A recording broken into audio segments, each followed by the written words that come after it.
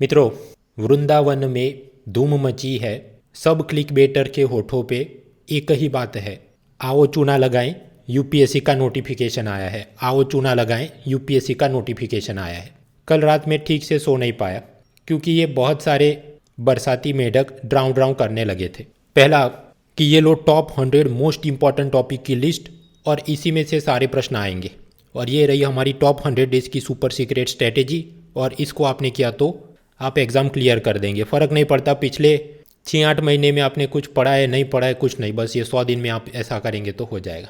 भाई ये तमाशा हर साल होते ही रहता है। इनकी ये जो टॉप 100 मोस्ट इंपॉर्टेंट टॉपिक की लिस्ट आती है, कुछ नहीं पूछा, तंबूरा भी नहीं आता उधर से। आप जाके पुराने इंटरनेट आर्काइव्स और सामने यूपीएससी के question paper side by side देख लो। तो ये हुआ पहला चूना लगाना।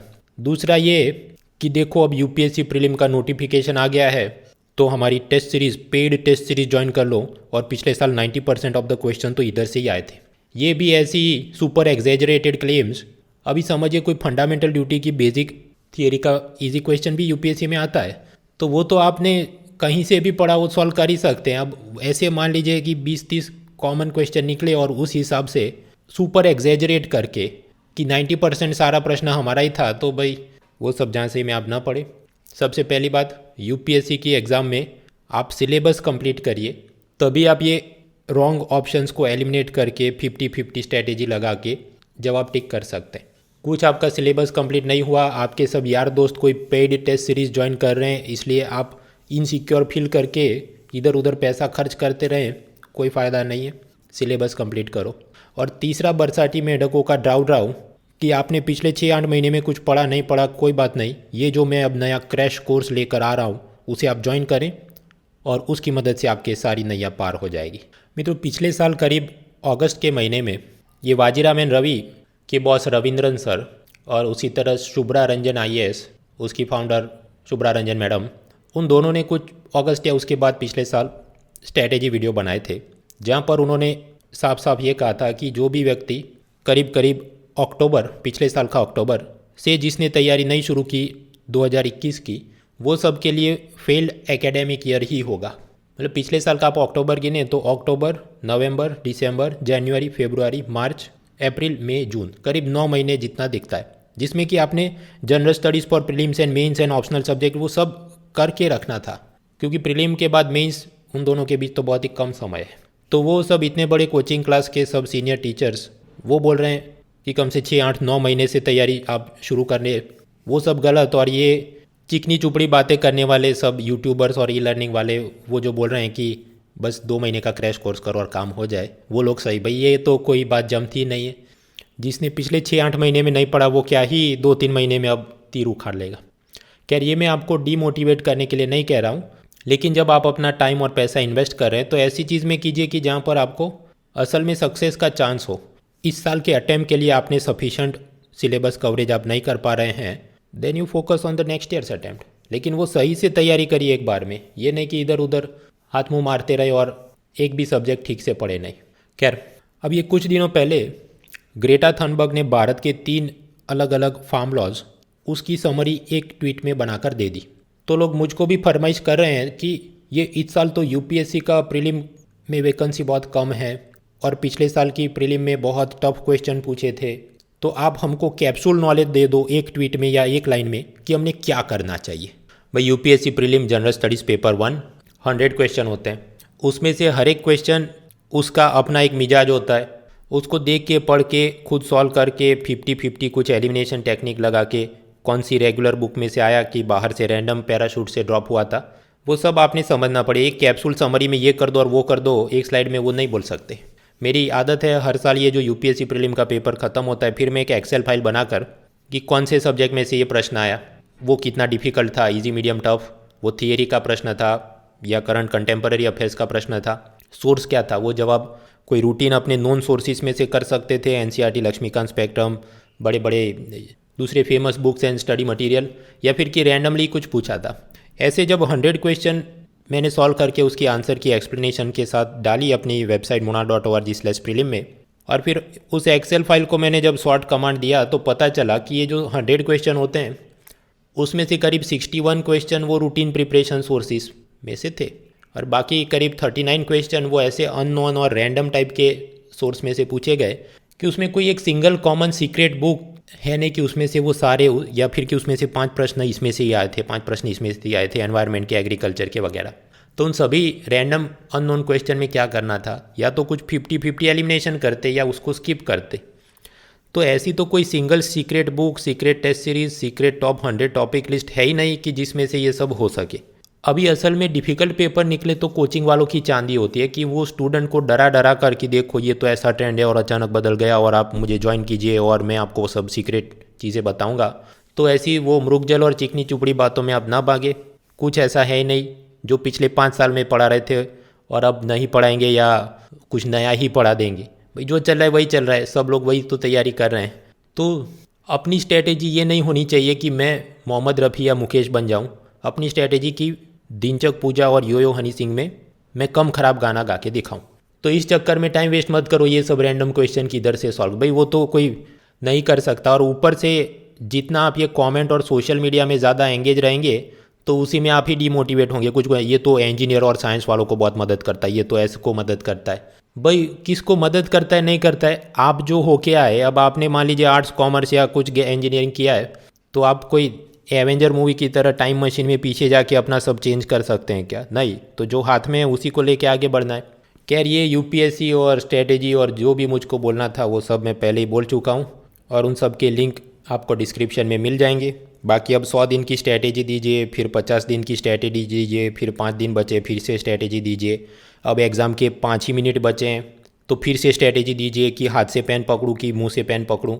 तो वो सब क्लिक बेटिंग के काम मेरे से नहीं होते, सिवाय के मजबूरी में मुझे वो करने पड़े। खैर मेन मुद्दे पे आते हैं कि 5 मार्च शुक्रवार के इंडियन एक्सप्रेस में मुझे एग्ज़ाम के लिए काम की चीज़ क्या लगी। सबसे पहले पॉलिटी में कल ही हमने देखा था कि हरियाणा में एक नया कानून बन रहा है कि 50,000 तक की सैलरी वाले जो पब्लिक सेक्टर, प्राइवेट सेक्टर, सरकारी नौकरियाँ, निजी क्षेत्र की नौकरियाँ, उसमें 75% of those jobs must be reserve for the local people. स्थानिक लोगों को 3/4 आरक्षण दिया जाए, 50,000 तक की नौकरी महीने की सैलरी वाली हो। अब उस पर आज अलग अलग बहुत सारे कॉलम एक्सप्लेन सीरीज आई है। कुल मिलाकर बात क्या हो रही है? पहला कि अपने कॉन्स्टिट्यूशन में डोमिसाइल बेस्ड एम्प्लॉयमेंट प्रेफरेंस और रिजर्वेशन की कोई बात है कि नहीं। स्थान के आधार पर आरक्षण मिले, आप ये वाले स्टेट के हैं कि नहीं, ये वाले डिस्ट्रिक्ट के हैं कि नहीं। तो उसमें अपने कॉन्स्टिट्यूशन का आर्टिकल 16(3) में लिखा है कि पार्लियामेंट ऐसे कुछ कानून बना सकती है कि जहाँ पर सरकारी नौकरी में स्थान के आधार पर आरक्षण मिले। तो इसका मतलब कि स्टेट लेजिस्लेचर, राज्य की विधानसभा को ऐसा कानून बनाने का हक नहीं, वो केंद्र की पार्लियामेंट ही बना सके। और दूसरा कि कॉन्स्टिट्यूशन में प्राइवेट सेक्टर जॉब्स और वहाँ पर डोमिसाइल बेस्ड रिजर्वेशन ऐसी कुछ बात नहीं है। फिर भी ये हरियाणा में भी कानून बना है, पहले आंध्र प्रदेश, मध्य प्रदेश और भी ऐसे चल रहा है। इसके क्या नेगेटिव एस्पेक्ट हो सकते हैं? पहला, जो भी कंपनियां हैं वो इसको आउटस्मार्ट करने के लिए, इससे बचने के लिए कि मान लीजिए लोकल वर्कर उसके पास स्किल नहीं है या वो ज़्यादा सैलरी मांग रहा है और बाहर के राज्य का कोई व्यक्ति जो ज़्यादा स्किल है या कम सैलरी में काम करने को तैयार है, तो उसको इनफॉर्मली नौकरी पे रखा जाए, अनौपचारिक रूप से। मतलब अपने फैक्ट्री के एम्प्लॉयमेंट रिकॉर्ड कागज़ पे नहीं दिखाया जाए, बस ऐसे ही तू आके काम करना, मैं तुझे कैश में पेमेंट कर दूंगा। तो ये सब में क्या बुरा होगा? वो जो वर्कर है उसकी सोशल सिक्योरिटी मतलब पेंशन, इंश्योरेंस, EPFO वगैरह का उसको लाभ नहीं मिलेगा। और एक फैक्ट्री मालिक कैश में उनको सैलरी दे के अपना काम निकलवा देंगे। तो कैश बेस्ड इकोनॉमी जितनी ज़्यादा बढ़ेगी तो ब्लैक मनी, टैक्स इवेजन, काला धन, कर चोरी, वो सबको और प्रोत्साहन मिलेगा। दूसरा, अब ऐसा जब फैक्ट्री ओनर्स बदमाशी शुरू करें तो उससे लड़ने के लिए हरियाणा राज्य सरकार फिर अपने लेबर इंस्पेक्टर को वहाँ पर बार बार भेजे कि क्या हो रहा है, देख के आओ, वर्कर लोकल हैं या आउटसाइडर को हायर किया है। तो उसको भी वो उद्योगपति रिश्वत खिला दे, ब्राइबरी, करप्शन, या फिर कि वो उनको और परेशान करे लेबर इंस्पेक्टर। तो ईज़ ऑफ डूइंग बिजनेस, व्यापार में सुगमता चली जाए, तो उस हिसाब से फॉरेन इन्वेस्टमेंट, फैक्ट्री क्रिएशन, वो सब में कमी आ जाए। आंध्र प्रदेश में भी ऐसा कुछ कानून बना, लेकिन कोर्ट ने उसका कुछ मैटर चल रहा है तो अभी तक उसको लागू नहीं किया। भविष्य में मान लीजिए सुप्रीम कोर्ट में ये मैटर जाता है और सुप्रीम कोर्ट इस बिल को रद्द करवा दे तो भी पॉलिटिशियंस को मज़ा रहेगा, क्योंकि वो फिर नौजवानों का आक्रोश वो कोर्ट की प्रति कि ये तो देखो हम तो चाहते थे लेकिन कोर्ट ने नहीं करने दिया। So they may try to escape the blame by putting the onus on the judiciary, और खुद की जिम्मेदारी नहीं कि आपने इतने नए जॉब्स क्यों नहीं क्रिएट करवाए। 7वां मुद्दा कि ये जो नियम बनाया गया 50,000 तक की सैलरी में लोकल वालों को रिजर्वेशन, तो मतलब कोई अमीर घर का पढ़ा लिखा व्यक्ति है, बड़ी कॉलेज से उसने सब एमबीए किया हो और उसको 1 लाख रुपए की सैलरी पर रखना चाहे तो रख सकते हैं। तो मतलब बाहर वालों को हरियाणा में आने की छूट है अगर वो अमीर और रसूखदार और इलाइट कॉलेजेस से आ रहे हैं। तो ये तो एक प्रकार से क्लास डिवाइड क्रिएट हो रहा है कि दूसरे राज्यों के गरीब लोग नहीं आ सकते पर अमीर और पढ़े लिखे लोग आ सकते हैं। और 8वां मुद्दा कि एक तरफ जब हम कहते हैं कि एक भारत श्रेष्ठ Bharat, freedom of movement, job, profession, article 370 को भी हटाया गया ताकि जम्मू कश्मीर में भी freedom of movement, job, mobility सब हो सके, तो फिर उसके सामने दूसरे राज्य ऐसे सब अवरोध शुरू करें, ऑब्स्टेकल क्रिएशन, तो ये अपनी देश की एकता, अखंडता, सोशल हार्मनी, सामाजिक सौहार्द, इन सब को ख़राब करेगा। कुल मिलाकर ये सारे इतने सब मुद्दे हैं। अब इसके बाद और भी 50 कॉलम लिखी जाए तो यही घूम फिर के बातें होंगी, तो हमने देख लिया। आगे इकोनॉमी में समाचार।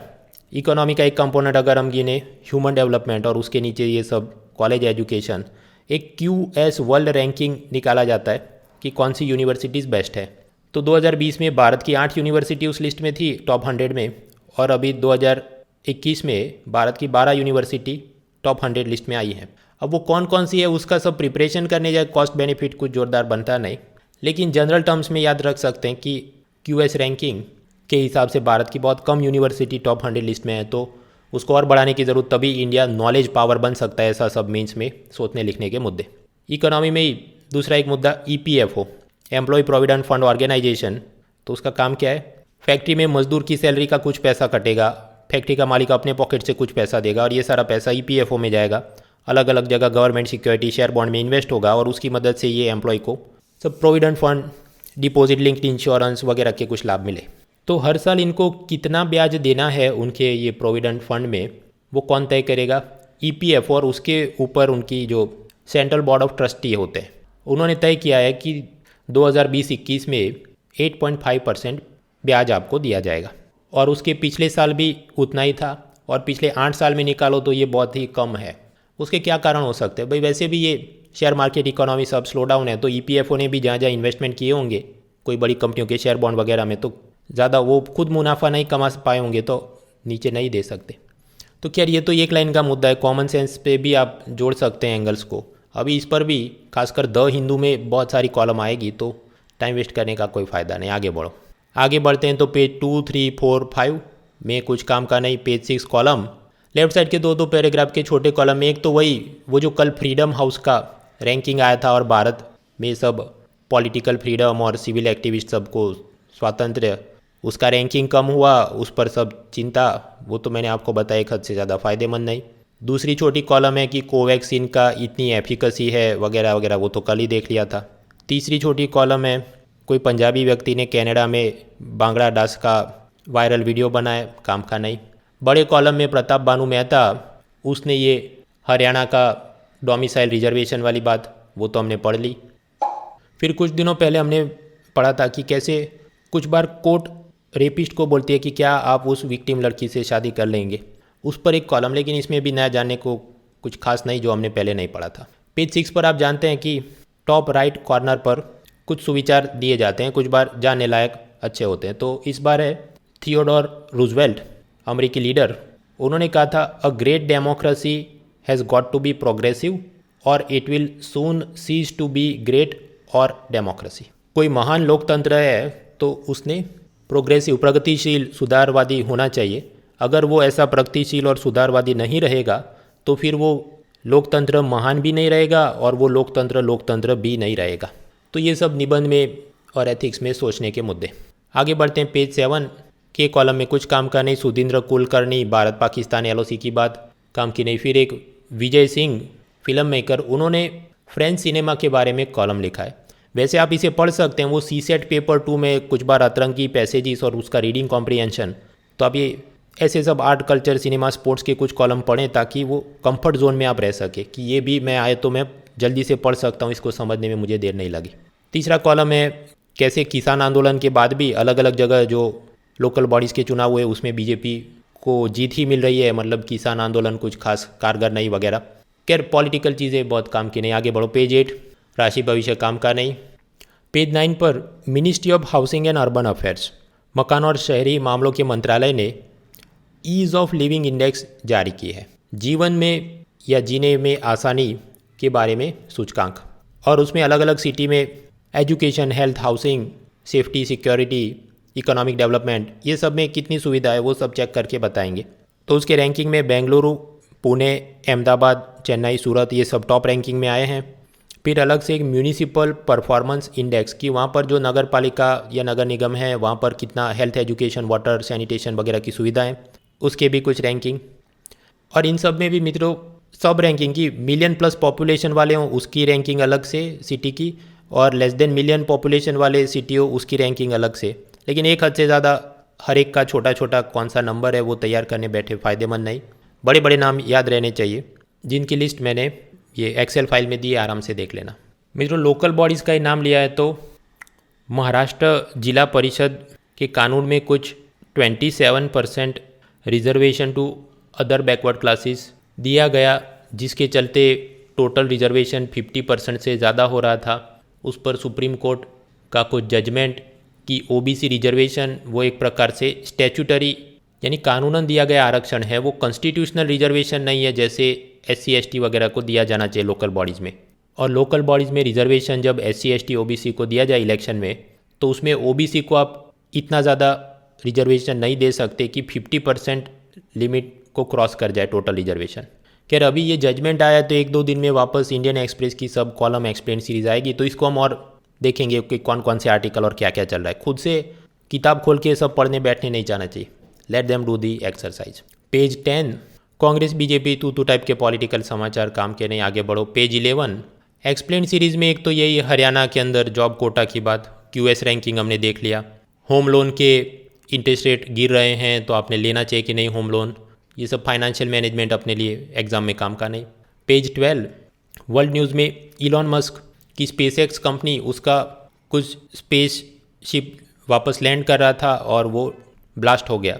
क्या नेगेटिव न्यूज़ तो कौन सा था, नाम उसका जानने का फ़ायदा नहीं। पेज 12 वर्ल्ड न्यूज़ में एथिक्स के एक समाचार, कैंसल कल्चर। कैंसल कल्चर मतलब ये चीज़ को हटा दो, रद्द कर दो, ऐसी बात। लिटरेचर में आजकल ये मुहिम चल रही है, खासकर अमेरिका में। अमेरिका में बच्चों के लिए सब कविताओं की, छोटी छोटी वार्ताओं की कहानी लिखने वाले एक लेखक डॉक्टर सूज 1930s के ज़माने में लिखते थे और उनकी किताबों में कुछ कार्टून भी रहते थे। तो उसमें पता चले कि रेसिस्ट स्टीरियोटाइप्स कि जैसे अफ्रीकन आदमी उसने घास से बना कुछ पोशाक पहना हो, ग्रास कट, कोई एशियन आदमी तो वो सामान लेकर जा रहा है तो उसको दिखाया गया हो कि ये तो मतलब एक मज़दूर हैं और इनकी तो आंखें तिरछी होती हैं, स्लांटेड आइज, और वो ऐसे देश से आते हैं जिसका कोई स्पेलिंग भी नहीं लिख सकता वगैरह। तो इस प्रकार से अलग अलग देश के लोगों का स्टीरियोटिपिकल मजाक बनाना ऐसे उनकी किताबों में था। खैर उस ज़माने में वो चीज़ नॉर्मल हो सकती है क्योंकि रेसिज्म के बारे में 1930s में कोई इतनी एक्स्ट्रा सेंसिटिविटी थी नहीं। अभी ये जो मुहिम चल रही है कि ऐसे सब किताबों को हटा देना चाहिए या फिर कि उसमें से ये सब कार्टून हटा देने चाहिए या उसकी ने जो पोएम लिखी है उसके वर्ड्स को चेंज कर देना चाहिए, तो इसके फेवर में आर्ग्यूमेंट क्या हो सकते हैं। हाँ वो करना ज़रूरी है ताकि जो नौजवान लोग हैं, जो छोटे बच्चे हैं, इसको पढ़ रहे हैं, देख रहे हैं, तो उनके दिमाग में वो रेसिस्ट स्टीरियोटाइप बने नहीं। लेकिन काउंटर आर्ग्यूमेंट क्या हो सकता है। विपक्ष में मंतव्य, पहला, ये जो लेखक था वो मर चुका है, अभी आप उसकी मौत के बाद उसका कोई भी कहानी या कविता उसको आप मॉडिफाई करें अपने से प्रेजेंट डे सोशल एटीट्यूड्स के साथ कंप्लाई करने के लिए, तो वो उस ऑथर के लिटरेरी फ्रीडम, साहित्यिक स्वतंत्रता के खिलाफ है। उसने उस ज़माने में जो उसको ठीक लगा लिखा, आप या तो पढ़ाइए या मत पढ़ाइए, लेकिन ये कि हम उसको मॉडिफाई कर देंगे और मॉडिफाई करके पढ़ाएंगे, well that is a disservice. वो जो था वो वैसे ही कल्चरल रिकॉर्ड में रखना चाहिए। और 1930s में जो पैदा हुए थे, क्या वो सभी बच्चे इसकी किताब पढ़ के रेसिस्ट बन गए थे? जवाब है नहीं। उसमें कई सारे बच्चों का सर्वे किया गया जो अब बहुत ही बूढ़े हो चुके हैं, तो वो तो काफ़ी खुश होकर याद करते हैं कि हाँ हमने वो किताबें पढ़ी थी माँ बाप के साथ, और so they are not reflecting the content of the book, उसमें कहानी क्या थी वो नहीं, लेकिन हमने अपने माँ बाप और दोस्तों के साथ उसको पढ़ा था, ऐसी वो तो खुशहाल यादों को याद करते हैं। The fondness of remembering the experience of reading and not the content itself. America के एक और मशहूर नॉवेलिस्ट मार्क ट्वेन, उनकी भी कुछ किताबों में ऐसी बात है कि कोई अफ्रीकी गुलाम और उसका सब मजाक बनाया जाए वगैरह, और उसको भी हटा दिया जाए, मॉडिफाई किया जाए, ऐसी सब मुहिमें चलती रहती। So that is cancel culture. आगे बढ़ते पेज 13, इकोनॉमी में कुछ काम का नहीं, सिवाय कि एक business general knowledge, Wipro company ने यूरोप की कैपको नाम की कंसल्टेंसी फर्म को $1 बिलियन से ज़्यादा में एक्वायर किया, जो शायद आईटी सेक्टर में सबसे बड़ा एक्विजिशन कहा गया। इससे विप्रो को क्या फ़ायदा होगा? ये जो कैपको कंपनी है, जो अमेरिका, यूरोप, एशिया की बहुत बड़ी बड़ी दूसरी फाइनेंशियल कंपनियों को सब कंसल्टेंसी एडवाइजरी का काम करती है, तो वो सारे ही क्लाइंट अब विप्रो के हो जाएंगे और विप्रो उनको अपने ये जो भी software, technology, server facility sell कर पाएगा और उससे उसको बहुत ज़्यादा बिजनेस। खैर, ऐसा general knowledge, business general knowledge अपनी प्रीलिम और मेंस में काम का नहीं, लेकिन अगर आपने कंप्यूटर साइंस, आईटी वगैरह से ग्रेजुएशन किया है और इंटरव्यू में जा रहे हैं तो फिर आपको कुछ पता होना चाहिए। हमेशा जो भी कंप्यूटर इंजीनियर हो तो ज़्यादातर इंटरव्यू क्वेश्चन में एक रिपीटेड थीम पूछा जाता है कि भारत में गूगल, माइक्रोसॉफ्ट जैसी कंपनियां क्यों नहीं है। तो अब आपके पास एक काउंटर आर्ग्यूमेंट है कि नहीं, ये विप्रो ने इतना $1 बिलियन का एक्विजिशन तो किया, तो भविष्य में हो भी सकती है। आगे बढ़ते हैं, पेज 14, स्पोर्ट्स में एथिक्स के साथ जुड़ा एक मसला। स्पोर्ट एथिक्स के बारे में बहुत सारे मुद्दे हमने एक बार पहले भी कवर किए थे, उसमें कुछ और 3-4 पॉइंट्स ऐड करने के लिए। आईसीसी का एंटी करप्शन यूनिट, उसने पाया कि ये match fixing and cricket batting, सट्टा लगाना, जुआ खेलना क्रिकेट पर, आजकल इस सब में बुकी बिटकॉइन यूज़ करते हैं, क्योंकि अगर पैसों का ऑनलाइन ट्रांजैक्शन हुआ तो पुलिस उसको डिटेक्ट कर पाएगी। बिटकॉइन में वो सब करना मुश्किल, ट्रैकिंग इज़ डिफ़िकल्ट। और उसी तरह वो इनक्रिप्टेड मैसेजिंग ऐप्स, टेलीग्राम वगैरह और कुछ ऐसे नए ऐप्स की जहाँ पर आप मैसेज भेजो और उसमें कमांड दिया हो कि 30 सेकंड के बाद, पढ़ने के 30 सेकंड बाद आप अपने आप वो डिलीट हो जाए, ताकि बाद में पुलिस फ़ोन रिकवर भी करे तो वो सब न कर सके डिटेक्शन। ऐसा टेक्नोलॉजी का दुरुपयोग और बढ़ रहा है, पहली बात। दूसरा, पूरी दुनिया में जितना भी क्रिकेट मैच फिक्सिंग होता है वो सबका सब भारत के कुछ मिलाकर 10-12 ही फिक्सर हैं, वही सब कर रहे हैं। तो आईसीसी ये सोच रहा है कि ये 10-12 जो भारत के ऐसे टॉप मोस्ट फिक्सर्स हैं, उनके फ़ोटोग्राफ अपनी वेबसाइट पर अपलोड करेंगे और उनको एक्सक्लूडेड पर्सन की लिस्ट में, बहिष्कृत व्यक्ति, ऐसा कुछ श्रेणी बनाई जाए और फिर सभी क्रिकेटर्स को बोला जाएगा कि आप ये आदमी से कभी भी मिलेंगे नहीं। और चौथा एंगल है कि ये बहुत सारे मैच फिक्सर्स उन्होंने T20 में खुद के टीम खरीद के रखें, लेकिन अपने नाम से नहीं, वरना पुलिस को पता चल जाए। उन्होंने कोई दूसरे छोटे छोटे बिजनेसमैन हो, उनको पैसा देकर उनके द्वारा, मतलब बेनामी रूप से, ये सब बुकी लोगों ने खुद टीम खरीद के रखी है और फिर वहाँ टीम में जो भी क्रिकेट प्लेयर हो उसको वो इनडायरेक्टली धमकाते हैं कि तूने अगर ऐसे मैच फिक्सिंग नहीं किया तो दोबारा टीम से तुमको निकाल देंगे वगैरह। तो स्पोर्ट्स और स्पोर्ट एथिक्स और उसमें क्या चिंता के विषय, तब सोचने लिखने के मुद्दे। तो ये था शुक्रवार का न्यूज़पेपर।